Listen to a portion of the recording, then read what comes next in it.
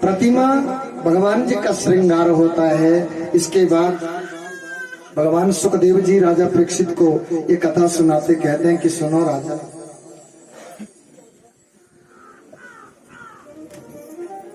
आज अक्रूर को भेजा है, कंस के द्वारा अक्रूर भेजे गए कि तुम जाओ और उन दोनों बालकों को यहाँ पे ले आओ छिंज मेले के बहाने, और यहाँ आकर के हम उनको हाथी के पांव के तले कुचल देंगे, उनको मार देंगे, मरवा देंगे। जब ऐसा कह दिया महाराज, अक्रूर तो भगवान जी का नाम भी है, ध्यान देना।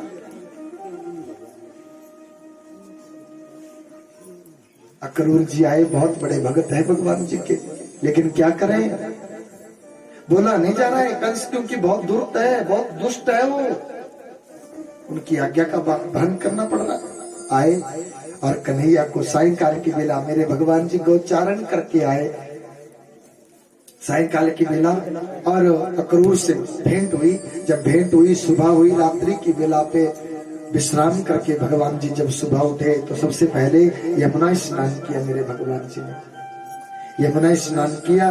और आज मैया यशोदा को बोल रहे कि मैया हमें मामा के घर जाना है। कन्हैया को मैया मना कर रही है कि बोला नहीं जाना है। मैया ने कभी भी बालक को अपने से दूर एक घंटे के लिए भी नहीं छोड़ा जाना। हम कैसे भेजे तुम्हें, कैसे भेजे हम? और नहीं, मैया जिद ठान करके रखी, अक्रूर तो आए। अक्रूर को ये चिंता पड़ी है कि भाई हम इन बालकों को ले जाएं, हमें तो पाप लगेगा, वो तो मार देगा वो दुष्ट को, ये तो बहुत सुकुमार बालक है। भगवान जी को पता चल गया कि बहुत चिंता में डूबे हैं। अक्रूर को भेजा, तुम जाओ यमुना स्नान करके आओ। महाराज यमुना में जब यमुना में गए तो यमुना स्नान किया, जब डुबकी लगाई तो बाहर देखा चतुर्भुज नारायण खड़े हैं।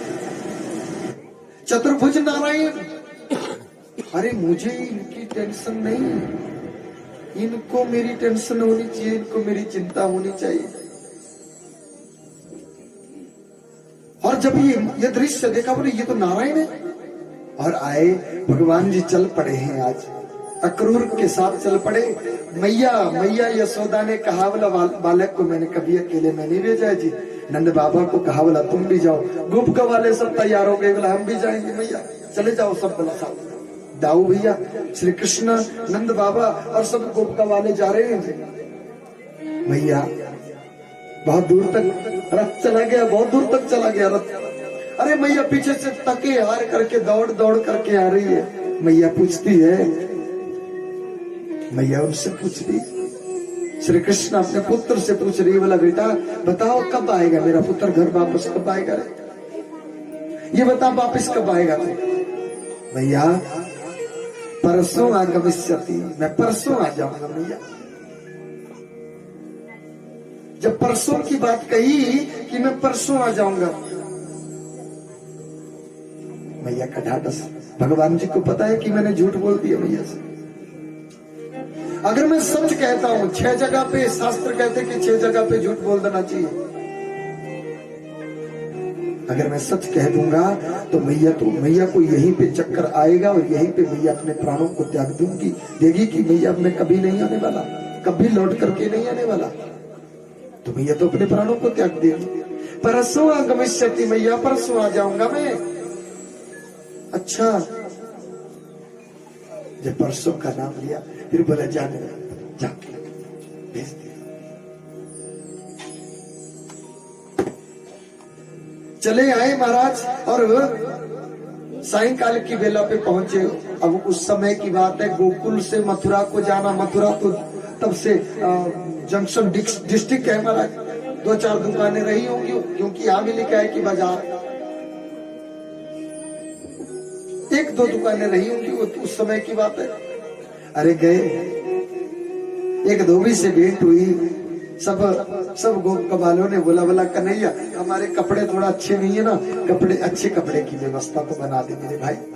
धोबी से मांगा, बोला कपड़े दो। धोबी ने करी कोटी सुनाने, एक झापड़ मारा मेरे भगवान जी ने, राम नाम शब्द मर गया वही। सारे कपड़े लिए और बच्चों को पहनाए, सब गोप वालों को पहनाए। गोप वाले खुश हो गए। जाकर के कुब्जा जाती थी कहाँ? मलयागिरी चंदन का लेप करने के लिए। किसको? कंस को। भगवान जी ने किस तरीके से पुकारा, ध्यान दे रहे? आपका ध्यान इधर होना चाहिए। भगवान श्री कृष्ण ने कुब्जा को कैसे, अरे अरे सुंदरी सुंदरी करके पुकारा। कुब्जा ने बोला फिर से बोलो, क्या बोले? वो कुबड़ी बेचारी देखने में भी, बोला फिर से बोलो कन्हैया, क्या बोले? सुंदरी। अरे बारी जाओ, मेरे को जीवन में तुमने ही सुंदरी बोला है कन्हैया।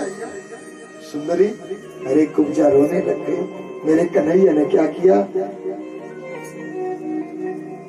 एक पांव अपने अंगूठे के, अपने पांव के अंगूठे से उनका अंगूठा दबाया और यहाँ पे ऐसे करी, और कुब्जा 16 वर्ष का स्तदाहा, बिल्कुल सुंदरी जैसे भगवान जी ने बोला था, सुंदरी ही बन गई। बोले लक्ष्मी नारायण भगवान, सुंदरी बन गई। बोला मामा को मैं चंदन लगा लूंगा, तुम ऐसा करो मुझे चंदन लगा दो। भगवान जी के सामने नाचने लगी, मेरा आतिथ्य लो। कन्हैया मेरे घर चलो। बोला समय आने के ऊपर हम आपका आतिथ्य मिलेंगे, अभी समय नहीं हुआ है। चले गए। मेन दरवाजे पे उस कुबल्या पीड़ हाथी को क्या पिला करके रखी है? मदिरा पान करवाया है, मदिरा पिला करके रखी है कि जैसे बालक आए और उसके पांव तले कुचल दे। बालक आने दो, बस बालक आते ही पांव तले। मेरे भगवान दाऊ भैया और श्री कृष्ण आगे हुए, उस हाथी को दोनों दांतों से पकड़ा मेरे कन्हैया ने और दाऊ भैया ने, और पछाड़ करके उसको नीचे मारा और उसकी राम नाम सत्य हो गया। उसकी राम नाम सत्य हो गया। भारतीय आगे गए, रणभूमि में चले गए मेरे प्रभु, तो वहां पे चाणूर, मल्ल पहलवान का नाम है चाणूर और मुष्टिक। उन्हें कहा, बोला वो कह रहे हैं, बोला भेज दो इधर हमारे साथ लड़ने के लिए। भगवान ने कहा, बोला ये कहाँ का न्याय है? मैं 11 साल 58 दिन के भगवान जी, और ये कहाँ का न्याय? ये 40 वर्ष का, मैं 11 वर्ष का, मेरे साथ कैसे कुश्ती करेगा ये? बोला क्यों, तुम तो बड़े बड़ों को हरा दे। तो बोला, भगवान मन में सोचे, बोला मुआ मैं तेरे बीवी बच्चों के बारे में सोच रहा था, आई मरने की। तो बोला कन्हैया तेरे हाथों मरूंगी ना तो बैकुंठ जाओगे, और दुष्ट के हाथों मरोगे तो नरक में ही जाओगे। चाणूर और मुष्टिक को और उनके 100 भाइयों को भगवान जी ने मौत के घाट उतारा। वहां से चले गए। बहुत बड़ा मैदान, उस मैदान में बहुत ऊंचा आसन लगाए, पौड़ी हटा दी गई है, और वहां पे क्या कौन बैठे हैं? कंस। अपने पिता को बंदी बना दिया है, कारावास में डाल दिया है। उनका मुकुट जबरदस्ती छीन करके अपने शीश के ऊपर रख दिया है कि मैं राजा हूं, और असली राजा को बंदी बना करके काली कोठरी में डाल दिया। मेरे भगवान जी ने लघिमा नाम की सिद्धि का आश्रय लेकर के सीधे उसके पास पहुंचे, और सबसे पहले तो झापड़ मारा और वो मुकुट सुकुट सारा गिर गया नीचे। बोला अरे क्या करता है तू, किसका बालक है? ये राजा के मुकुट को गिराता। बोला तू है राजा? भगवान जी ने कहा, बोला तू है राजा? बोला हाँ मैं राजा हूं। बोला नाना श्री कहाँ है? राजा तो वो है। अच्छा, कंस समझ गया कि तू ही है 8वीं संतान। बोला हाँ मामा मैं ही हूं 8वीं संतान। देवकी की 8वीं संतान नहीं। फिर तो माफी मांगने लग गया।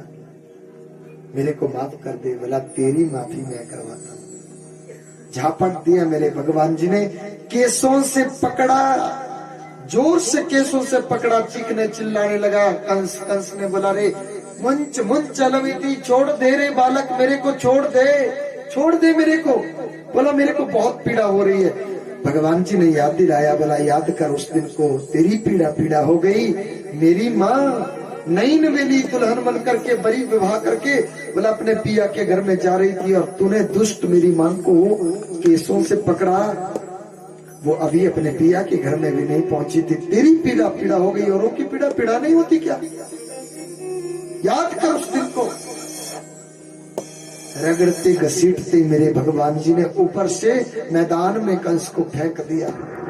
पूरी पृथ्वी का भार लेकर के, पूरी पृथ्वी का भार मेरे भगवान जी ने अपने में भर लिया और पूरी पृथ्वी का भार लेकर के कंस की छाती के ऊपर कूद पड़े मेरे भगवान। जैसे उनकी छाती पे कूदे और कंस की राम नाम सत्य हो गई। राम नाम सत्य। नीचे उतरे, केसों से पकड़ा और पूरे पूरे मैदान में रगड़ते घसीटते लेकर के जाने लगे। दाऊ भैया ने बोला भैया मर चुका है, छोड़ दे इसको। बोला भाई ये मर चुका है, लेकिन मेरे को, मेरा मन इसको मार मार करके अभी तृप्त नहीं हुआ है। इसने बहुत जद्दोजहद भरी जिंदगी मेरे माता पिता को बहुत दुख दिया है, इसने बहुत दुख दिया है, बहुत दुख दिया है। मामा कंस की राम नाम सत्य कर दी मेरे भगवान जी ने। वहां से गए मेरे भगवान, यमुना स्नान किया सर्वप्रथम और जो अपनी माता के पास मेरे प्रभु पहुंचे, अपनी माता देवकी के पास कैसे पहुंचे? 11 वर्ष के बाद। एक बात ध्यान रखना कि कौन ऐसा बोलता है कि मेरे प्रभु ने मां का दूध नहीं पिया? पीतम से समयावृता। जब भगवान जी का प्रकटोत्सव जन्म हुआ तो सबसे पहले मां ने उनको दूध पिलाया, बोतल का दूध, और किसी ने तुमने पिया होगा, लेकिन भगवान जी ने तो मां का दूध पिया है। और 11 वर्ष के बाद जैसे ही मेरे भगवान माता देवकी के समक्ष गए, माता देवकी के वक्षस्थल से अपने आप दूध की धार बही थी, ऐसा भागवत में लिखा है। दूध की धार अपने आप बह गई। यह है मां का मातृत्व और वात्सल्य। अपने पुत्र को देख करके ही दूध की धार बह गई। माता पिता से मिले, माता पिता को रिहाई दिलाई और मेरे भगवान माता पिता के गले बहुत, भगवान अपने माता पिता को कह रहे, बोला मेरी वजह से पिताश्री आपको बहुत बहुत कष्ट उठाने पड़े। लेकिन वसुदेव हमेशा देवकी को कहते थे, बोला देवी अगर उसने 8वीं संतान के रूप में आने की बात कही है ना, तो हम जरूर उनकी प्रतीक्षा करेंगे, जरूर हम उनकी प्रतीक्षा करेंगे। बल्कि 7वें गर्भ में माता देवकी बामरी हो चुकी थी। जिस मां के सामने 6 पुत्रों को मार दिया जाए और खून के धब्बों को मिटाया धोया तक ना जाए, वो माता तो बामरी हो ही जाएगी भैया। 6 पुत्रों की हत्या करें। माता देवकी को सुख देने के सुख के दिन माता देवकी के आ चुके हैं। हमने कहा कि भगवान जी से सुख के बाद अगर दुख आए तो वो बहुत चुभता है, लेकिन दुख के बाद अगर सुख आए तो वो बहुत मीठा लगता है। माता देवकी ने, माता कुंती ने भगवान जी से यूं नहीं मांगे दुख, वो भगवान जी से प्रेम करती थी। अगर सुख मांग लिए तो ये मेरी तरफ देखेंगे भी नहीं, ये तो सुखी है, बढ़िया सुख में रह रहे। अगर मैं दुख में रहूंगी तो ये जरूर आएंगे, मैं पुकारूंगी इनको और ये आने में देरी नहीं करेंगे, नहीं करेंगे देरी बिल्कुल। तो मानो अब भगवान श्री हरि को अपने माता पिता के पास रहने दो आज की रात्रि। कल की